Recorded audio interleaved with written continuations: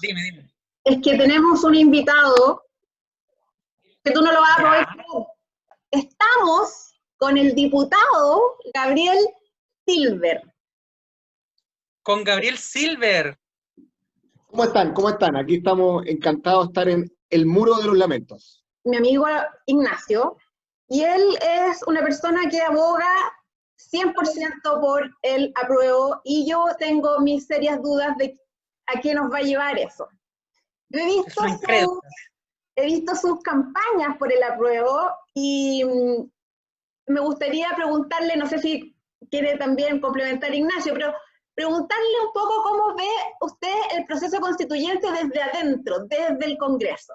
Es un proceso muy dinámico, yo creo que nos desborda desde el punto de vista político.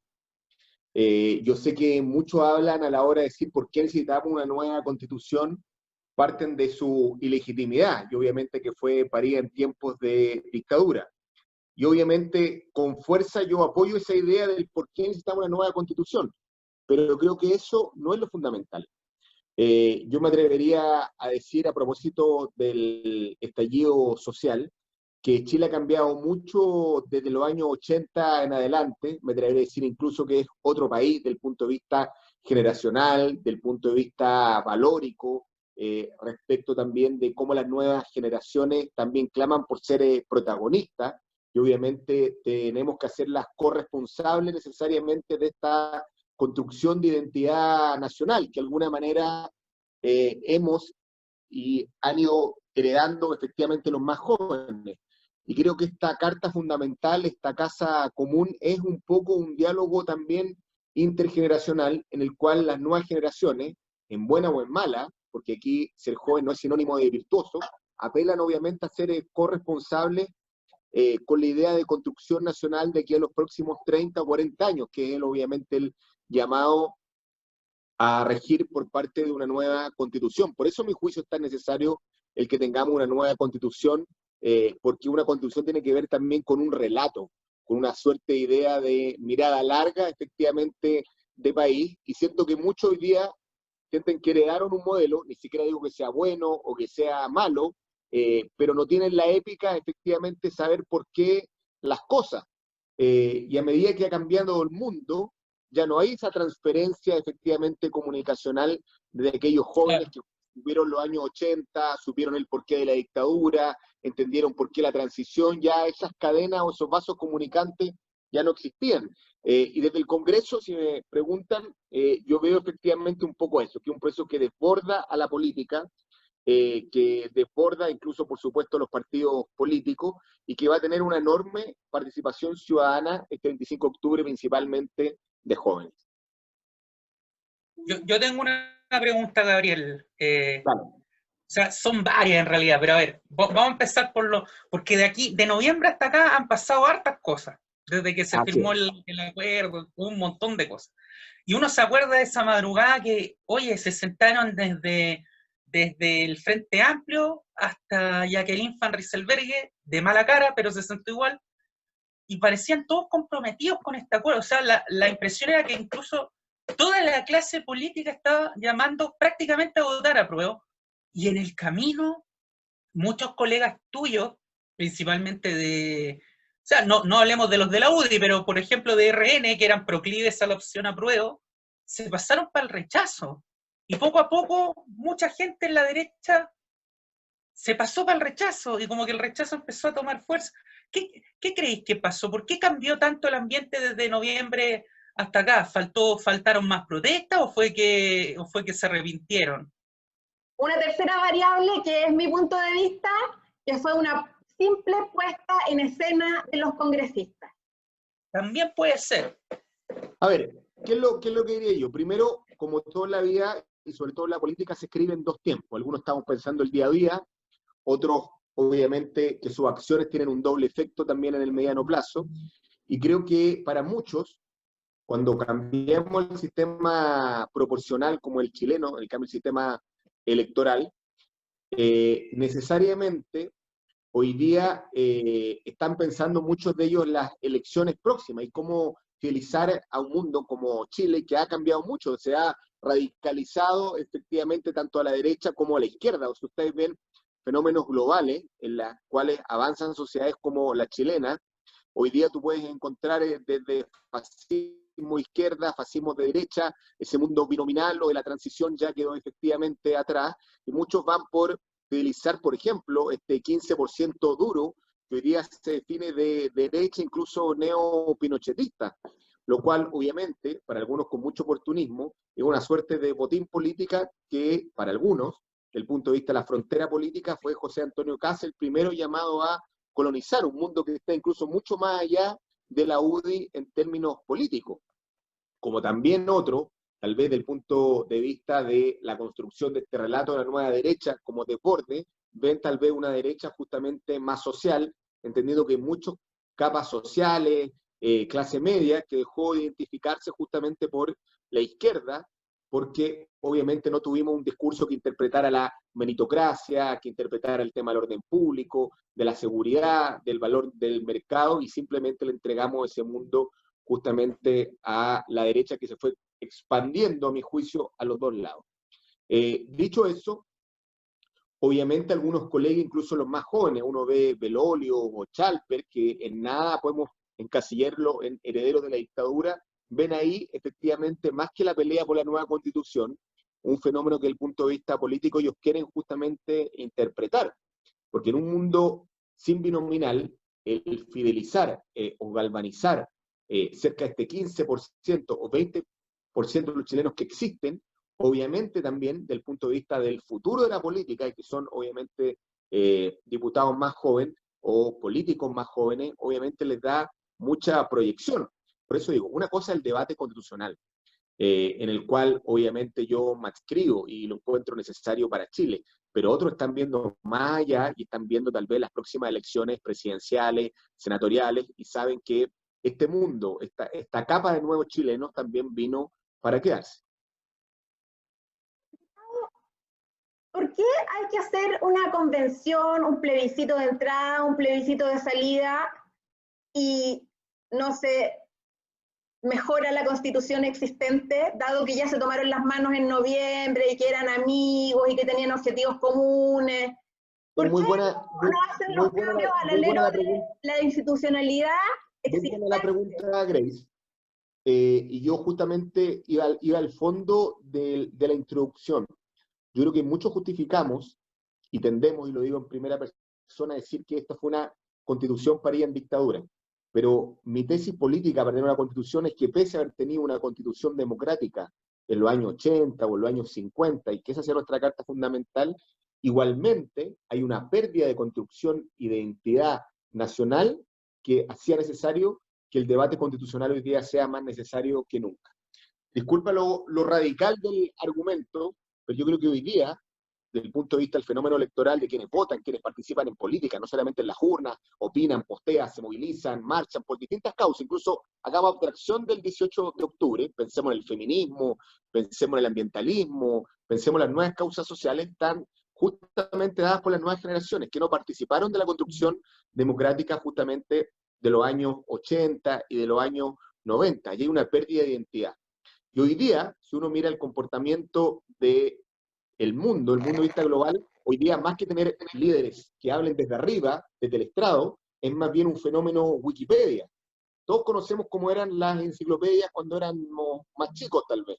Nos llegaban estos libros, pero más que los libros, había una sola editorial que nos decía cómo interpretaba o cómo veía el mundo. Por eso pongo el ejemplo yo de la antigua enciclopedia, que nos daban el contenido, a hoy día pasar un mundo más bien Wikipedia, en el cual obviamente son un constructo colectivo en el cual cada uno va cargando contenido.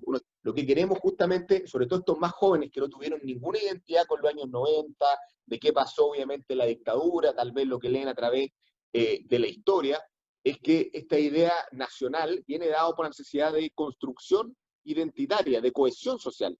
Por eso creo que la Carta Fundamental es tal vez una especie de metarrelato que vamos a construir para que esta generación sea parte también o protagonista tal vez de una época que tuvieron los jóvenes de los 80, que necesariamente tenemos que construir esta nueva sociedad con un horizonte para 40 o 50 años más. En consecuencia, lo que digo, esta constitución no necesariamente el punto de vista de la técnica jurídica o de las políticas públicas va a ser mejor que la carta anterior.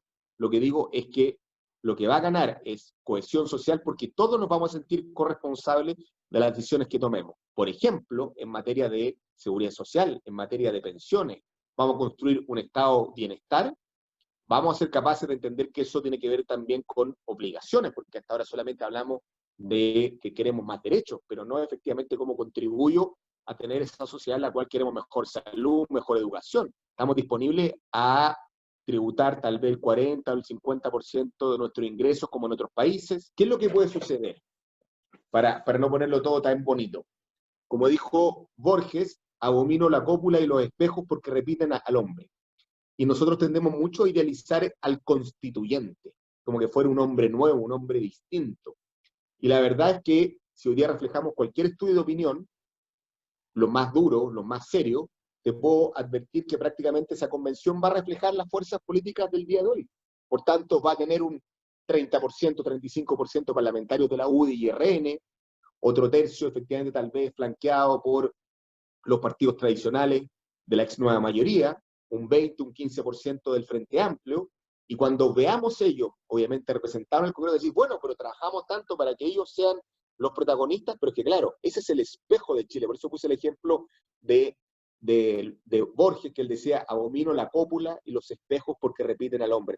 Nosotros vamos a estar reflejados de alguna manera en esa carta fundamental, y tal vez al darnos cuenta que finalmente son las mismas fuerzas políticas que más o menos existen hoy día en el Congreso, obviamente algunos van a sentirse indignados, pero bueno, esas son las leyes de la política, y decirle a esos jóvenes, bienvenido al mundo real, esos mismos jóvenes que hoy día están tal vez en el Congreso como fuerzas emergentes, que han también repetido las mismas prácticas a las cuales ellos se quejaban, el tema de las cuatro paredes, vimos hoy día este acuerdo en el cual ¿Se refiere ellos a las primarias? claro, no querían primaria, No se oye bien el tema. uno ve la pelea entre Pamela Giles, efectivamente el Frente Amplio y Boric, y son peores o más draconianas que las que tuvimos nosotros en los años 90 en la concertación, y esa excepción sí se va a instalar en el chileno medio respecto de esta épica que algunos quieren acuñar respecto a este proceso constituyente con caras nuevas, porque yo creo que al final del día somos nosotros. Gusten o no los guste, chicos, guatones, feos, morenos, rubios, van a ser los chilenos de carne y hueso los que van a estar liderando ese proceso, y están las mismas fuerzas políticas más o menos que nos interpretan a la hora de sufragar. Gabriel, yo quiero preguntarte respecto a eso mismo, porque sabéis que a mí me escriben en mis redes sociales, como yo soy un activo militante de la Apruebo, me escriben todos los días, ya prácticamente al nivel del insulto, diciéndome, mira, ustedes son unos mentirosos, tú eres un mentiroso o un incauto. ¿Por qué? Porque la Constitución no la va a hacer la señora Juanita. Entonces, yo no sé si esto realmente es una ilusión real en la gente de que esto lo va a hacer el kiosquero. Hoy día vi en La Franja, de hecho, un segmento de un kiosquero que vendía la Constitución, que se la regalaba a una chica, y era, en el fondo, él decía que él era delegado de la Asamblea. Si eso realmente es una ilusión de la gente, o es un discurso también que se ha querido instalar desde el rechazo, desde la campaña organizada del rechazo me refiero, para instalar la idea de que esto en definitiva es una estafa. Porque están diciendo, miren, esto es una estafa más, como todas las reformas y todos los arreglines que han hecho. Y perdona que parezca Fernando Paulsen preguntando, pero aquí va la segunda patita de la pregunta. Que esto hoy día ser político es como decir, yo soy político, y es como decir, soy del ISIS, soy terrorista, no sé. Porque en la misma franja del rechazo lo vemos, que acá no queremos políticos, no más políticos, esto es un arreglín de los políticos. Y tú estás siendo muy realista en tu respuesta, porque estás diciendo, políticos va a haber, y vamos a estar nosotros, y va a haber partidos políticos.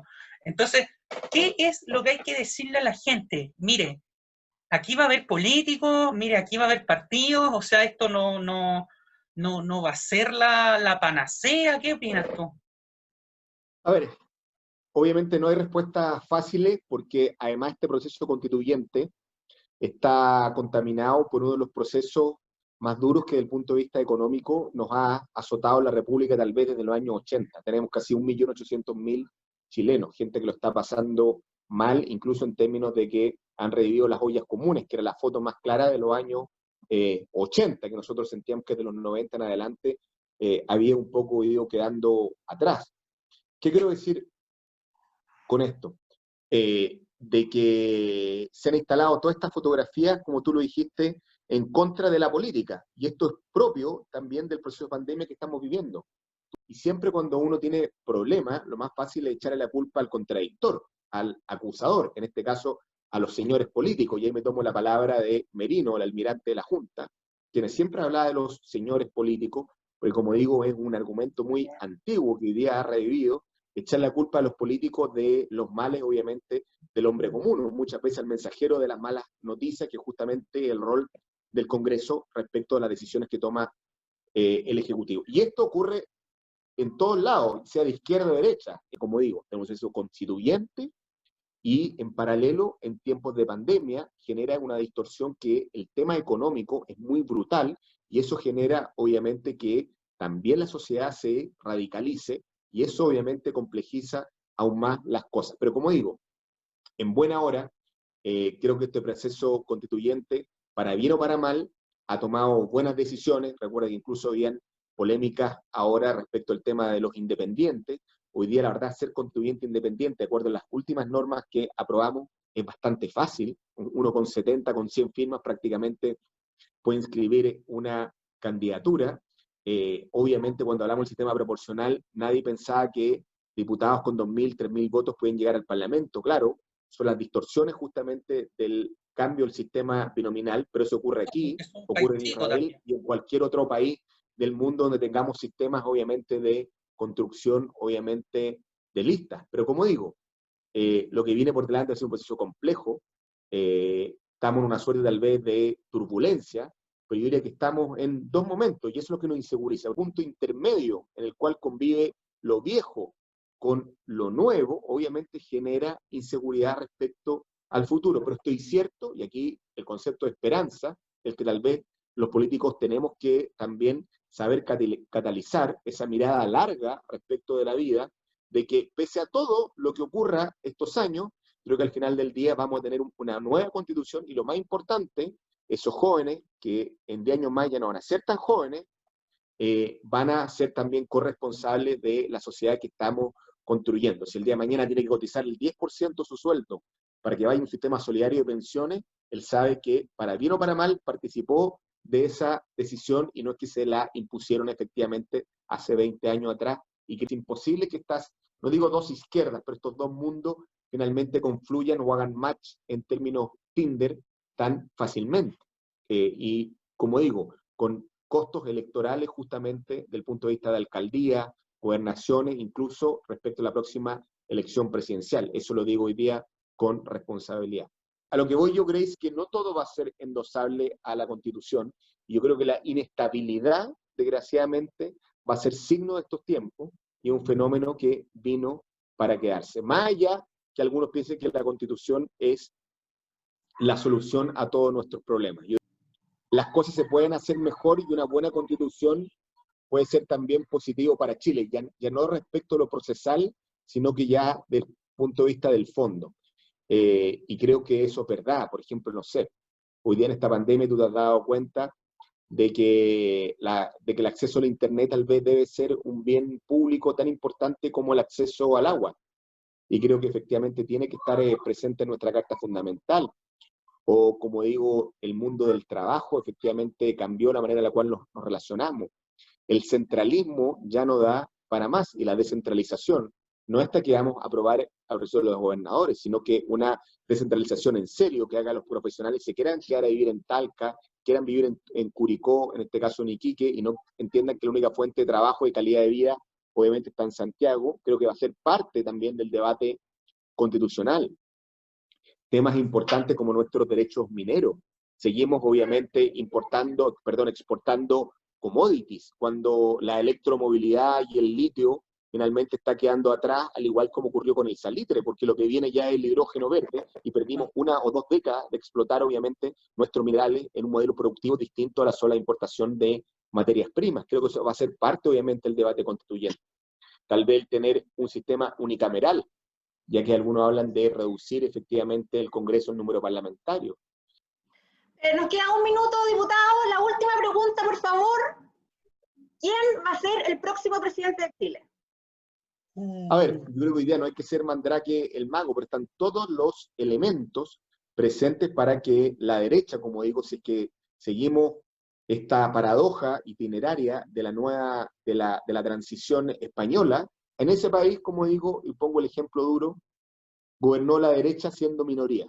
Vale decir, en la expresión constituyente vamos a tener una mayoría cultural, una mayoría, y que hoy día están todos los elementos para que gobierne nuevamente la derecha, pero como dirían los periodistas, noticia en desarrollo. Hoy día el mundo, la sociedad es cada vez más líquida, mucho más instantánea. Yo siempre digo, un día es mucho tiempo en política, y creo que va a ser tal la disrupción del proceso constituyente, no respecto a los éxitos, sino que respecto a los fracasos. Por ejemplo, la elección municipal próxima, que tal vez puede ser la amalgama de una coalición o de la proyección de nuevos liderazgos, justamente buscando la unidad a propósito para enfrentar justamente a una derecha muy bien articulada, muy bien coordinada, que tiene estrategia, que en el cambio de gabinete, después de lo que ocurrió en el 10%, sacó de la pantalla a Deportes, a Alaman, y se alineó respecto a Lavín. Esa coordinación hoy día no la tiene, obviamente, la oposición. Pero creo, como digo, que lo que ocurra en abril puede ser un baño de realidad tan duro, tan lapidario para todos los liderazgos políticos que existen hoy día en la oposición o en las oposiciones, que genere, obviamente, la necesidad de cambio respecto a lo que ocurre en noviembre. Gracias, diputado. Gracias. El muro de los lamentos. Un gran programa. Seguimos lamentándonos. Muchas gracias, diputado. Chao, chao. Gracias. Lo que dice Gabriel es interesante desde el punto de vista más sociológico. Entonces, no, claro, es una explicación mucho más profunda. Sí. Esto no es por ser chupamembrete, pero sabes que quedé gratamente sorprendido con Gabriel Silver. A mí me gustaría que a él lo pudieran entrevistar con esta profundidad, no a lo mejor con esta profundidad, porque ningún canal tiene 2 horas para allá, pero oye, sería muy interesante ponerlo a hablar así junto a un Diego Schalper, que yo ¿por qué menciono particularmente a Schalper? Porque todo lo que vi y escuché hoy de Silver es lo que no escucho en Schalper. Sin embargo, a él le dan un montón de tribuna, porque quizás es más polémico, es más entretenido, es más qué sé yo. Ahora, él tiene un Schalper, no Silver, Schalper tiene creo que es candidato a doctor en Derecho, creo que se tituló en Alemania. Yo no sé cómo está el tema de la educación en Alemania. Yo tenía la impresión que era buena, pero parece que no. Entonces, a lo que voy es que, oye, yo creo que falta esta profundidad de concepto en el debate, bueno.